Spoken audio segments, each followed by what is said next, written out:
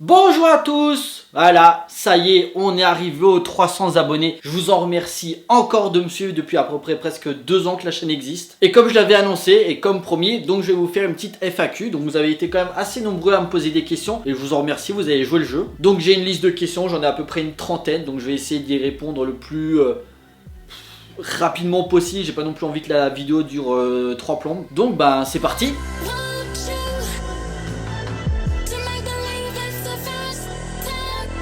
Donc la liste. Donc la première question c'est de Peggy la grande gueule qui est aussi une youtubeuse, elle parle de cinéma donc n'hésitez pas à jeter un coup d'œil à sa chaîne. D'ailleurs il y a beaucoup de youtubeurs qui m'ont posé des questions, je mettrai le lien de leur chaîne dans la description, comme ça vous pouvez jeter un coup d'œil à ce qu'ils font. Qui me demande qu'est-ce qui t'a donné envie de te lancer sur YouTube. En fait à la base je me prédestinais pas à être dans le cinéma. En fait à la base après le collège j'avais voulu faire travailler dans la cuisine. J'étais au lycée hôtelier Alexandre Dumas à Strasbourg. J'avais fait un BEP, bac pro cuisine que j'ai eu. Et au bout de 5-6 ans en fait j'ai commencé à me lasser de la cuisine, j'avais plus envie de continuer là-dedans. Et ben mes parents m'ont demandé ouais c'est d'accord tu vas arrêter la cuisine mais tu veux faire quoi maintenant. Je leur ai dit que j'ai toujours été un passionné de cinéma donc j'aimerais bien me lancer dedans. Ils m'ont regardé genre t'es sérieux et il fait bah oui. Donc du coup j'ai fait l'université de Strasbourg, j'ai fait une licence art du spectacle option cinéma que j'ai eu. J'ai pas continué le master parce que c'était vraiment toujours de la théorie et moi ce que j'aime c'est la pratique, être sur les tournages, donc c'est pour ça que j'ai arrêté à la licence et puis petit à petit j'ai commencé à faire mes petits projets à côté. Et donc le truc c'est que moi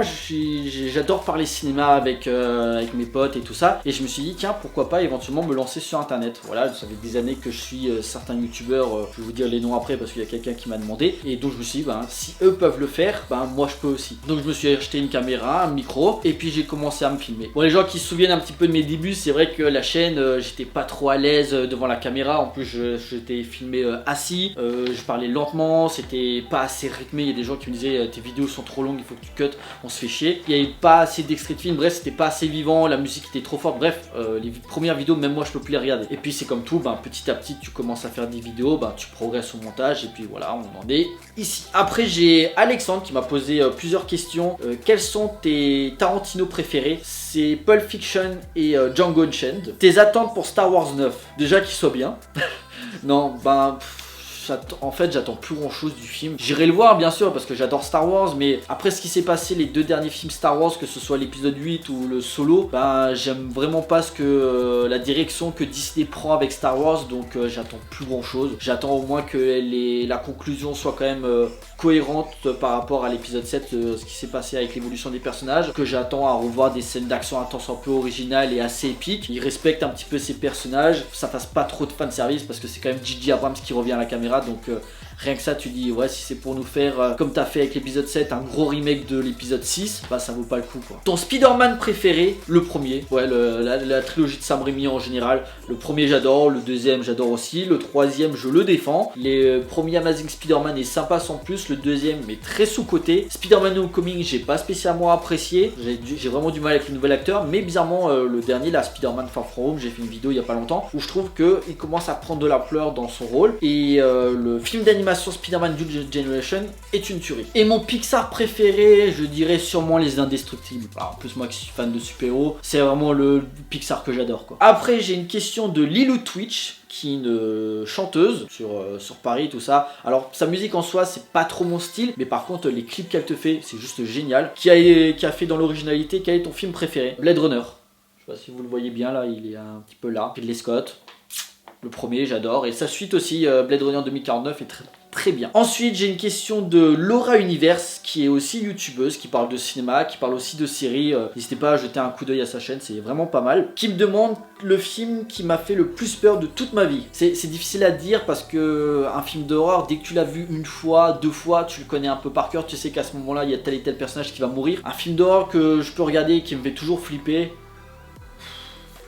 ouais, je dirais L'Exorciste, pas très original, mais ouais, L'Exorciste m'a toujours marqué. Ensuite, les assoiffés de ciné m'ont demandé, c'est aussi 2 youtubeurs qui font des critiques où en même temps ils boivent un verre. C'est assez sympa comme concept, n'hésitez pas à jeter un coup d'œil à leur chaîne, pareil, ils ont passé les 1000 abonnés, c'est vraiment sympa ce qu'ils font. Qui m'ont demandé quelle est mon actrice préférée, je dirais Emma Stone, pareil, pas très original. Éventuellement Charlize Theron, j'aime bien aussi. Et peut-être un peu plus ancien, je dirais Kathy Bates, genre qui se souvient un petit peu parce que moi tout simplement dans Misery, elle te fout juste une grosse putain de claque. Et on m'a pas demandé, mais mon acteur préféré, ben il est derrière. Vous voyez là, Al Pacino.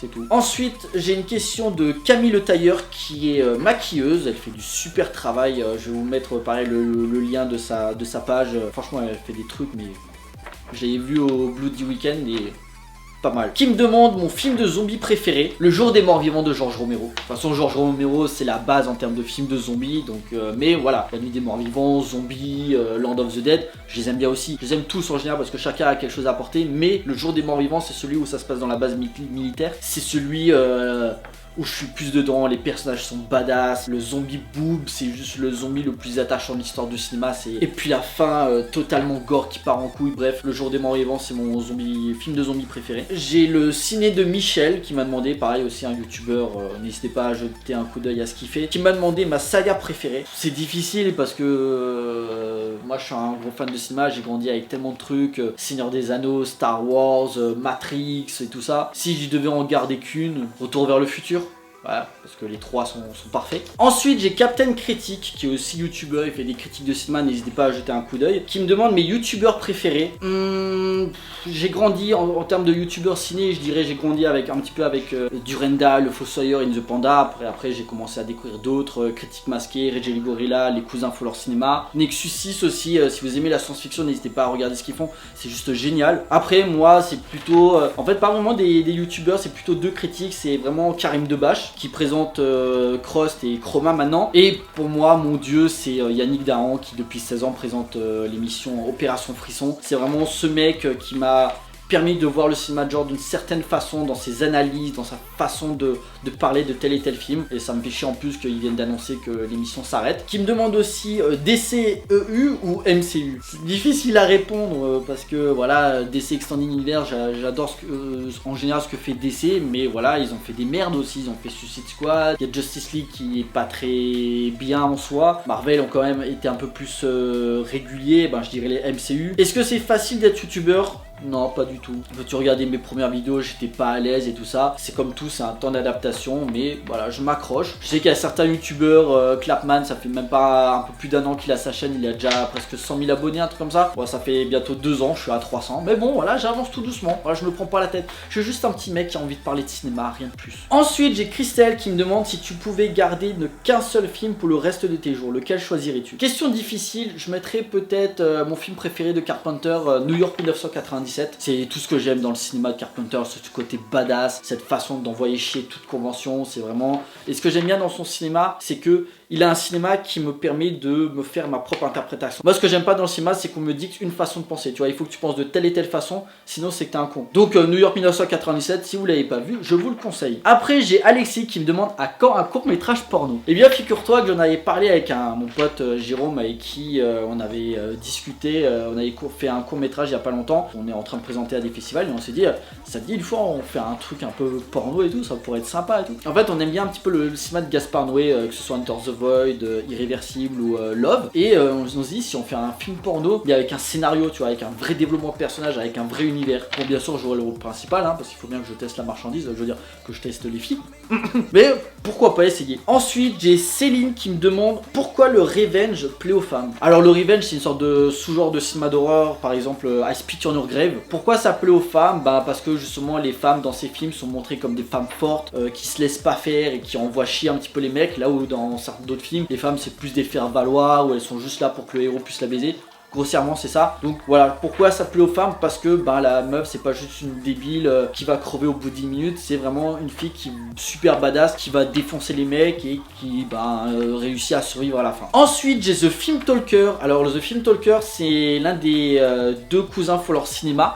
Chacun maintenant a sa chaîne, donc n'hésitez pas à jeter un coup d'œil à ce qu'il fait. J'aime beaucoup son travail, il fait des vlogs très intéressants, ses analyses sont vraiment pas mal. Des fois ça lui arrive aussi de dévier. Il avait fait il y a quelques mois une vidéo sur Martin Scorsese, juste magnifique la vidéo, donc voilà, merci David, si tu peux refaire des vidéos comme ça, je suis preneur. Il me demande qu'est-ce qui te sensibilise en premier dans un film, le réalisateur, le genre, le casting ou le sujet? Bah c'est une question un petit peu bâtard parce que t'as presque envie de dire tout quoi. Maintenant après si je devais en garder vraiment un ou deux, ça serait le genre parce que bah je suis plus attaché au cinéma fantastique, voilà, horreur, science-fiction et tout ça. Bah non après je suis ouvert à tout, hein. Ça m'arrive aussi de regarder un polar ou une comédie, mais c'est clair que si je vais au cinéma, bah je regarde la liste des films, je serais plus intéressé d'aller voir un film de zombies qu'aller voir le dernier Danny Boone. Et sûrement le réalisateur parce que pareil, par exemple tu vois si demain on t'annonce qu'il y a une nouvelle adaptation de Dracula qui sort, voilà, j'invente, ben on te dit ouais c'est réalisé par un mec totalement inconnu qui réalise son premier film, tu diras bon t'es pas très intéressé. Par contre si on te dit il y a une nouvelle adaptation de Dracula réalisée par un mec comme Spielberg ou Tarantino, tu seras plus intéressé pour aller le voir tu vois. Donc ouais je dirais quand même le réalisateur. Ensuite j'ai une question de Lionel qui me demande est-ce que ça te dirait de faire des vidéos sur des séries ou faire une deuxième chaîne sur des séries. Pour l'instant c'est pas prévu parce que déjà rien que la chaîne principale Mister Cult ça me prend déjà beaucoup de temps. Si je commence à faire des vidéos sur des séries je vais pas m'en sortir, en plus ben des fois moi quand je regarde une série que ce soit sur Netflix ou quoi que ce soit, moi j'aime bien prendre mon temps, je me regarde un ou deux épisodes puis le lendemain je vais m'en regarder deux autres tu vois. Je peux pas comme par exemple faire ce que fait Reggie les Gorilla qui te regarde une saison entière en un après mais le soir il va te faire une vidéo. Moi c'est pas trop mon style, donc pour l'instant c'est pas prévu mais pourquoi pas à l'avenir. Pareil aussi pour Lisa qui me demande penses-tu faire un jour de l'ASMR? C'est une sorte de en ce moment ça marche beaucoup sur internet, c'est des youtubeurs qui te font un petit peu du massage sur internet ou avec leurs vidéos, la musique, ce que tu te dis, te détendre. Sur le coup, c'est pas prévu parce que comme je dis ma chaîne je parle de cinéma surtout. Pourquoi pas essayer à l'occasion, mais le truc c'est que je m'y connais pas assez dans le sujet donc je me vois pas faire un truc que je ne maîtrise pas. Il va falloir que d'abord que je me renseigne un petit peu et pourquoi pas je le ferai, mais pour l'instant c'est pas prévu. Ensuite j'ai Neo Cyrax qui me demande quel est le meilleur film que tu aies vu au ciné, celui auquel tu en gardes un excellent souvenir ou quel est ton film préféré de ces dernières années. Auquel j'en garde un bon souvenir au cinéma, je te dirais Mad Max Fury Road. Voilà c'est un film que j'adore regarder, je crois au cinéma j'ai dû l'avoir vu 4-5 fois tellement je m'étais pris une grosse claque. Éventuellement aussi Snowpiercer de Bong Joon-ho qui est un film que j'adore énormément, le réalisateur aussi, ce mec est juste un putain de génie. Et aussi quel est ton film préféré de ces dernières années? Ben voilà c'est peut-être ces deux là. Et éventuellement je pourrais aussi citer Drive, mais pourquoi je l'ai pas cité dans la question, c'est tout simplement parce que il est sorti en 2011 et en fait j'ai commencé à en entendre parler après qu'il soit sorti en salle, donc je l'ai regardé en DVD, donc ça compte pas. Ensuite j'ai une question de Natacha, penses-tu réduire tes vidéos par semaine ou annoncer la date de sortie de tes vidéos? Parce que c'est vrai qu'on m'a souvent dit que les youtubeurs, comme tu commences à avoir un petit peu un public, en général tes vidéos tournent entre tel et tel nombre de vues. C'est vrai que il faudrait peut-être que je vois à annoncer. En général les vidéos quand je les sors c'est début de semaine ou le week-end. C'est rarement en milieu de semaine, c'est plutôt les Mister Cult parce que je les tourne début de semaine, le temps que je les monte et tout ça. Mais faudrait peut-être que j'utilise plus les réseaux sociaux pour annoncer voilà nouvelle vidéo qui sortira à 18h, prochain Mister Cult qui sortira jeudi à telle et telle heure. Que je puisse fidéliser mon public. Ensuite j'ai Lumière Moteur Action qui est aussi un youtubeur qui parle de cinéma, qui me demande quel film te donne envie de tout casser chez toi. Suicide Squad. Non je déconne c'est trop facile. J'ai un film, c'est un documentaire qui s'appelle Jodorowsky's Dune, qui est un documentaire sur le réalisateur Alejandro Jodorowsky qui avait réalisé El Topo, qui dans les années 70 avait prévu de faire une adaptation de Dune. Et donc le documentaire raconte un petit peu toutes les étapes, les rencontres avec les acteurs, qui c'est qui allait composer la musique et tout ça. Tu aurais dû avoir Orson Welles, Alain Delon, Mick Jagger, ça aurait dû être un gros casting de dingue. Même la musique Pink Floyd, enfin bref. Un gros truc, sur le Fossoyeur on en avait parlé une fois. Et au dernier moment, pour les sempiternels problèmes de budget, ça s'est pas fait. Donc quand tu regardes ça, t'es juste énervé parce que peut-être que le film ça aurait pu être l'un des plus grands chefs-d'œuvre du cinéma de science-fiction. Alors qu'aujourd'hui, les gros studios ils dépensent de l'argent n'importe comment pour te faire des remakes ou des produits de merde là, et alors que t'avais un film vraiment ambitieux, en plus je crois qu'il aurait dû durer 10 heures, un truc comme ça, enfin bref, ça aurait dû être un gros film, et bah ça s'est pas fait au dernier moment à cause de ça. À la fin du visionnage j'étais juste énervé, je me dis putain mais pourquoi ils l'ont pas fait quoi. Donc oui là ça m'énerve. Ensuite j'ai Jérôme Rémy, donc Jérôme Rémy qui est mon pote avec qui on avait fait notre court métrage qu'on est en train de présenter dans des festivals. D'ailleurs il a aussi une chaîne YouTube où en fait je lui donnais un petit peu un coup de main au début, qui s'appelle Histoire d'un film. C'est des vidéos genre des sketchs où t'as deux personnages qui parlent d'un film justement pendant 4-5 minutes, et le but du spectateur c'est de savoir de quel film c'est, donc c'est plutôt sympa comme concept. Qui me demande 4K ou pellicule 35 mm. Bah après moi je suis toujours pour que le cinéma évolue, donc après le 4K ça me dérange pas en soi. Voilà, le cinéma au niveau des effets spéciaux aussi, la façon de raconter une histoire, le cinéma doit évoluer à chaque fois. Maintenant c'est vrai que quand t'es un puriste, bah, le 35 mm, cette image, le grain, ça c'est quelque chose que t'aimes bien, donc quand t'es un petit peu old school. Pour la nostalgie, je dirais le 35 mm. Maintenant, bah, je suis quelqu'un qui, pour moi, le cinéma est un art en perpétuelle évolution. 3D, la 4D, tout ça, bah, moi ça me dérange pas. Ensuite, j'ai Christophe qui me demande depuis quand tu te consacres au film. Alors, bah, comme j'ai dit, la chaîne a ouvert, je crois que c'était le 17 novembre 2017. Ça va faire bientôt 2 ans qu'elle existe. Maintenant que je me consacre au film, bah déjà sur Facebook et tout ça, j'avais une page où je parlais de cinéma déjà. Maintenant, après, je suis un gros cinéphile depuis tout petit. En fait, le truc, c'est que mon père a toujours été un gros cinéphile. Depuis tout petit, m'a toujours encouragé à regarder des films. Je regardais d'abord les Disney, puis après Retour vers le futur, Jurassic Park et tout ça. Il m'a toujours motivé à regarder des films. Par contre, il a toujours été très strict sur la restriction d'âge. Tu vois, par exemple, il m'a dit si à 10 ans, je te chope en train de regarder Massacre à la tronçonneuse ou Cannibal Holocaust, je te défonce. Donc voilà, je suis un gros cinéphile depuis tout petit. Et il m'a demandé aussi quel est ton premier film que tu as vu au cinéma. Je pense que ça doit être un Disney. Alors je pensais à Aladdin, mais je crois qu'il est sorti en 93, j'avais que 3 ans. Donc ça m'étonnerait, je dirais plutôt Le Roi Lion. J'avais 5 ans, donc je crois que c'est Le Roi Lion. Steve qui me demande est-ce que tu es fan de série B ou du cinéma des années 80. Bien sûr, c'est une période qui a eu une grande influence sur moi. Voilà, je peux citer Carpenter, je peux citer McTiernan, Paul Verhoeven, George Romero, Toby Hooper, le Spielberg des grandes époques, James Cameron et tout ça. Qui pendant un long moment, tu sais, ce cinéma de genre, ça a toujours été un petit peu pour les critiques, le genre qu'on voulait mettre de côté, tu sais, que ça nous intéressait pas, tu vois. Alors que justement, dans ce cinéma-là, tu avais des vrais auteurs qui, grâce à leurs images, te critiquaient le système. C'est pour ça que ça leur plaisait pas. Et ce qui me fait rire, c'est que pendant un moment, ce cinéma a été renié. Et pourtant, aujourd'hui, les grands cinéastes, et bah, comme source d'influence, ils te citent ces mecs-là, voilà, McTiernan, Paul Verhoeven, Carpenter. Ensuite, j'ai Boomster, qui est aussi youtubeur, qui fait des critiques de cinéma. Et puis aussi, à côté, il fait du rap. Donc, n'hésitez pas à jeter un coup d'œil à sa chaîne. Il te fait des putains de rap. Franchement, au micro, c'est un tueur. Qui me demande, as-tu prévu de refaire des formats documentaires ou interviews? Oui, c'est prévu. Là, juillet août, c'est un petit peu calme dans les cinémas. Donc j'avais pas grand chose, mais comme je suis lié avec des cinémas à Strasbourg, ils ont prévu ils m'ont envoyé déjà le programme là pour la rentrée. Donc il y aura des réalisateurs, des acteurs qui seront là. Bon, en général, ce sont pas forcément des films qui m'intéressent parce que c'est souvent des comédies ou des films d'auteur. Mais voilà, le fait quand même de rencontrer le réalisateur, l'acteur, de lui faire une interview, c'est quand même cool. Après, pour format docu, je pense qu'il parle sûrement de la vidéo que j'ai fait il y a pas longtemps sur le Buddy Weekend. Il y aura peut-être un truc pour le festival du film fantastique de Strasbourg qui commence au mois de septembre. Robert Rodriguez sera l'invité d'honneur. Après, j'ai mon taf à côté, donc je sais pas si je pourrais le faire. Maintenant, au mois de janvier, il y a le festival de Gérardmer, j'y serai. Il y aura sûrement le Bloody Weekend l'année prochaine, j'y serai aussi. Donc voilà, déjà ces deux trucs, ça c'est sûr. Maintenant, si je peux faire d'autres festivals, peut-être le PIF à Paris, le festival de films fantastiques de Bruxelles, ou encore peut-être, je veux dire, quand tu dis cinéphile, faire le festival de Cannes quand même, un jour, il faudra bien que je le fasse. Ensuite, j'ai Krishvi qui est l'un de mes compositeurs pour mes vidéos. Quel rôle joue la musique dans tes analyses? Est-ce que ça varie en fonction des genres, ou quelle est ta musique de film préférée? Alors le rôle, tout simplement, c'est que quand je tourne une vidéo, j'aime pas juste m'entendre parler, il faut qu'il y ait un petit peu de musique, il faut que la vidéo soit un petit peu vivante, tu vois, j'aime bien mettre de la musique. Et pour les Mister Cult, en fait, j'ai deux compositeurs, j'ai Krishvi qui a une musique un peu plus sombre, que j'utilise donc pour les films un peu plus sombres, sérieux. Et j'ai Joshua de l'autre côté qui a une musique un peu plus rock et rythmée, pour les films un peu plus comédie ou un peu moins violent, on va dire. Et puis après pour les vlogs, j'ai Data Wave et Eden Fox maintenant qui est un artiste sur Strasbourg.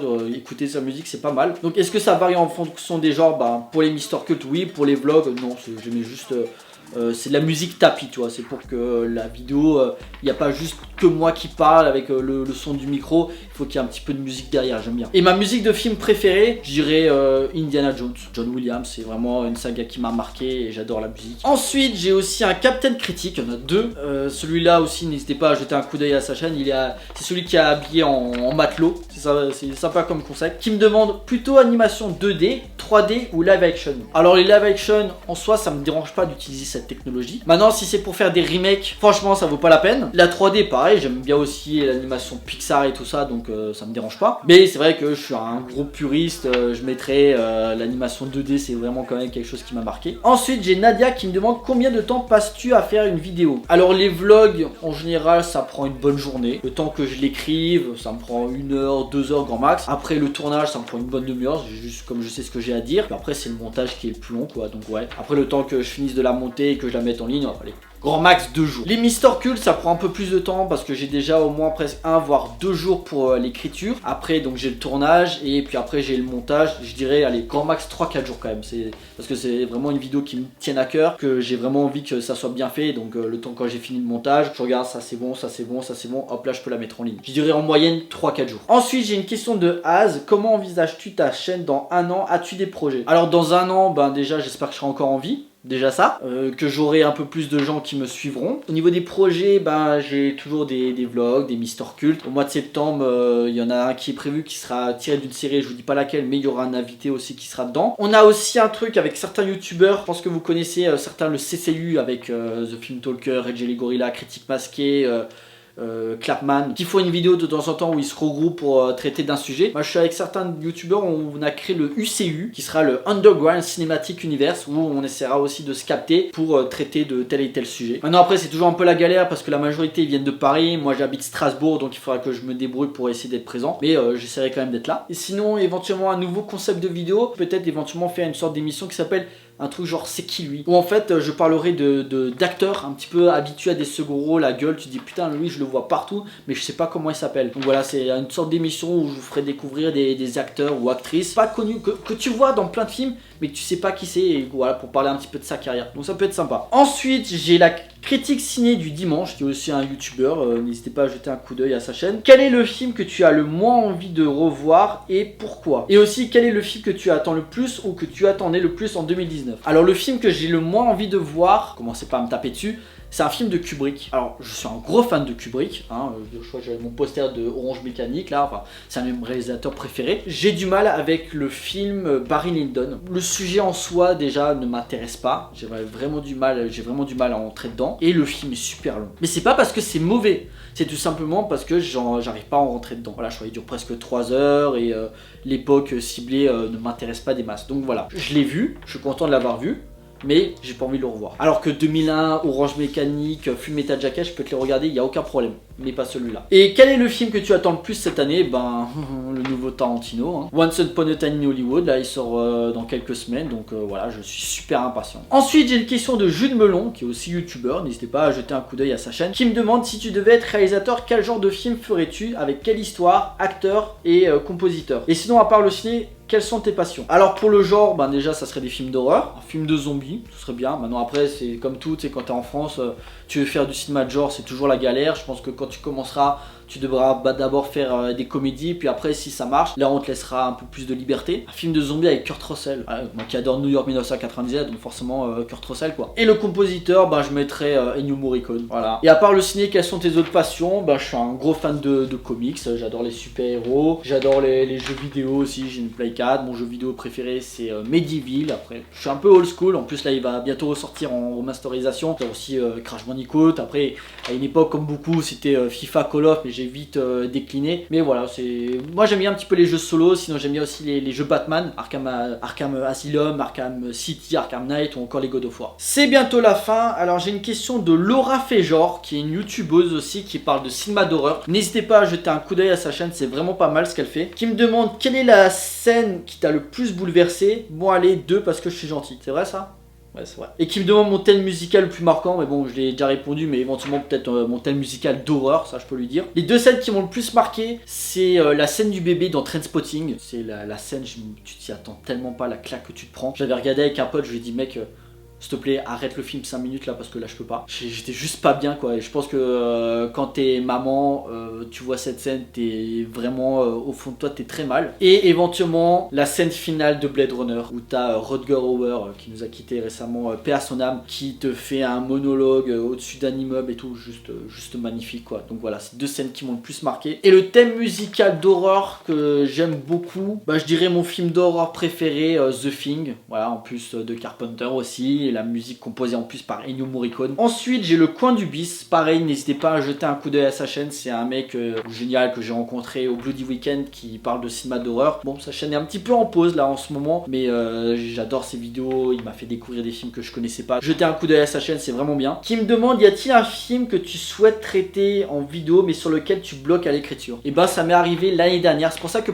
j'ai mis du temps avant de faire les Mister Cult. J'avais du mal avec le 2e Mister Cult qui était sur la forte Forteresse Noire de Michael Mann. Parce que c'est un film un petit peu maudit à cause des problèmes de production, parce que c'est un film qui a été un petit peu renié par le réalisateur et tout ça, mais moi que j'adore. Donc je me suis dit comment je peux essayer de traiter ce film pour moi qui aime bien ce film, malgré ses défauts d'écriture, d'effets visuels qui sont pas finalisés et tout ça. Comment créer ma problématique pour défendre ce film. Donc pendant longtemps j'ai galéré, puis j'ai réussi à faire la vidéo. Et bon, après je vous renvoie la vidéo si vous l'avez pas vue. Je vous conseille quand même de voir ce film parce que ça montre un petit peu, c'est l'exemple type, comme disait le fossoyeur de film, de enfer de développement. Mais malgré tout je trouve que ça reste un film très intéressant. Et la dernière question de Aurélien qui me demande qu'est-ce qu'un film culte alors que les films dont tu parles sont pas forcément très connus du grand public. En fait un film culte pour moi je pense que c'est lié au public tout simplement, parce que t'as un film bon ou mauvais qui petit à petit va se forger une réputation et qui va être suivi ou défendu par une certaine communauté. En général c'est surtout aussi lié à la pop culture, voilà, que ce soit une saga d'horreur, de la science-fiction ou même des fois des nanars aussi, il y a des nanars qui sont devenus cultes. Et quand je parle de qualité variable, j'ai des exemples tout récents sur les Oscars par exemple en 2015 où on pensait que ça serait Mad Max Fury Road qui devait gagner, qui devait tout rafler parce que c'est juste une tuerie, et ils ont donné le prix à Spotlight. Quand tu regardes de près, 4 ans après, qui c'est qui se souvient de Spotlight? Pas spécialement un mauvais film, c'est une histoire très intéressante, les acteurs sont bons, mais où tu t'en fous quoi. Parce qu'en termes de mise en scène, c'est assez plan-plan et ça va pas plus loin que ça. Pareil, il y a 2 ans où t'avais La La Land qui devait gagner l'Oscar du meilleur film et ils l'ont donné à Moonlight. 2 ans après, Moonlight, bien que ce soit pas un mauvais film, qui sait qu'il y en a encore quelque chose à foutre de ce film. Donc voilà, ce sont des films qui sont bons par leur histoire, comme ça, qui sont pas, en tout cas, qui sont pas mauvais, mais qui sont pas assez importants pour devenir culte auprès des gens. Après, une œuvre culte, c'est sur le ressenti de telle et telle personne. Et moi, je vais te dire peut-être, mon film culte, c'est Matrix. Et un autre qui va me dire, moi, Matrix, je trouve que c'est de la merde. La majorité des films cultes pour beaucoup de personnes, c'est quand même pendant la période des années 70 à 90, où il y a, pour beaucoup de personnes, ça a forgé leur cinéphilie. En particulier, surtout les années 80, où tu as eu des grosses sagas Terminator, Alien, SOS Fantôme, Retour vers le futur, Predator et tout ça. Donc, c'est ce qui a marqué, c'est toujours lié quand même à la pop culture. Des films qui sont devenus vraiment cultes dans la conscience collective. Star Wars par exemple aussi. Pour moi je dirais un film culte, c'est un film qui a traversé les âges et qui encore aujourd'hui font débat, en tout cas on en parle encore. Aussi un exemple tout court, mais un film comme Suicide Squad, qui moi personnellement j'aime pas, auprès des gens il est devenu culte. Pourquoi? Parce que encore aujourd'hui on en parle de ce film. Il y a des gens qui l'aiment bien et d'autres qui le détestent et ça fait des débats. Un film culte aussi c'est un film où tu as de la discussion, où beaucoup de gens parlent dessus. Donc qu'est-ce qu'un film culte? C'est tout simplement un film qui n'est pas oublié, ou en tout cas qui a une communauté de fans derrière qui sera là pour le soutenir. Voilà, c'était la dernière question. Je regarde juste si j'ai pas oublié quelque chose. Non, tout est bon, c'est bon, voilà. Donc j'espère que ces questions vous auront permis un petit peu de mieux me connaître. En tout cas, c'était sympa comme vidéo à faire. Je pense que ma prochaine FAQ sera sûrement quand j'aurai à peu près les 500 abonnés. Je pense que ça prendra un petit peu de temps. Après, on sait jamais, ça peut augmenter d'un coup sur une chaîne. Encore merci d'être là et d'avoir réussi à m'aider à passer le cap des 300 abonnés sur la chaîne. Je sais pas comment vous remercier, mais j'arrête pas de dire merci parce que voilà, c'est juste génial. J'ai vraiment du mal à y croire. Je sais qu'il y a des gens qui ont 30 000, 50 000, 100 000 abonnés, mais moi je m'en fous. 300 personnes qui me suivent, qui regardent ce que je fais, pour moi c'est juste génial. Pour nous quitter, la phrase habituelle. Pour nous, on se retrouve pour une prochaine vidéo. D'ici là, portez-vous bien, allez au cinéma. Ciao.